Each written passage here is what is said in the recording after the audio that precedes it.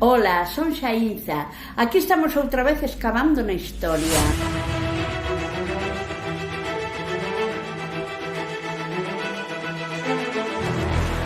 O último rei visigodo foi Don Rodrigo, que foi derrotado por unha gran invasión musulmana.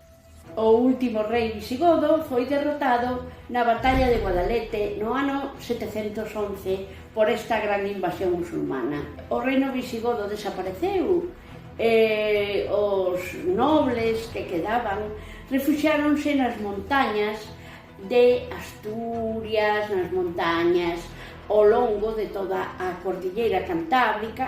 Enfrentáronse cos musulmanes na mítica batalla de Covadonga e iniciaron un proceso longo que vai ser importantísimo na historia de España, que é o proceso da Reconquista. A Reconquista durou 8 séculos, este reinado dos reis católicos.